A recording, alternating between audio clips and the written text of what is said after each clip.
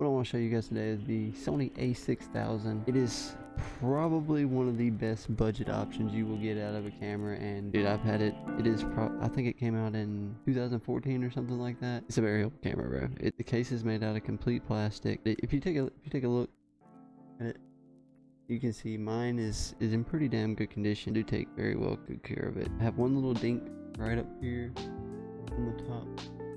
See that? Yep, you can. And right now I just got the kit lens on it. If you're getting into photography, I definitely would recommend getting another lens. I would not stick with the kit lens, but I do rock the kit lens for like when I vlog and whatnot. But I have a couple other lenses. Let's see. Let's get out the handy bag right quick. I also have the 55 to 210 lens. It is beautiful for photos and, like, you know, any kind of photography you want to take a bunch of car photography with it. It does me great. But this little combo right here is definitely like, well, no, I'll stick that out. This thing right here is definitely a budget option for 2024. If you're looking for a budget option for 2024, this right here, you can get your hands on it. They don't just sell it, I don't think, anymore, so you'd have to go on like Facebook Marketplace or something of that nature and pick it up. If you can get it, definitely a good option. It's lightweight, it's good. I use it for most of my vlogs. We're gonna switch over to it here in just a second. But yeah, pretty much, guys, this is it. This is the view of the camera. Like, if you're sitting at a still shot, this is the kit lens. My lighting in this room isn't that great, so, you know, what you get with the kit lens, you know, I will switch over to the other lens here in just a second and show you guys that. But it does bring out everything pretty well, I think. In the next vlog, you'll see that during the daytime, the kit lens it doesn't do the best. Yeah, let's switch over to the other lens and show you guys that one. If you see this other option right here, so the camera is way across the room from me just to get like a decent view. If you have an external mic, like something like, you know, iPhone headphones, or you could just use your iPhone, which it tends to work pretty good for me, you could just do that. Yeah, the kit lens is definitely better for like vlogging.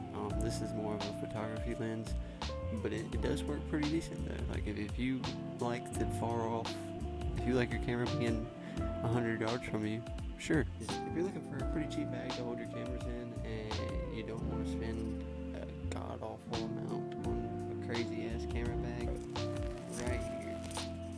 I'm not too sure of the brand name. I did have it, but it is a leather one-strap bag, bro. I keep my camera in it, and I actually take it to work with me. Keep all my little stuff in it because it's very convenient.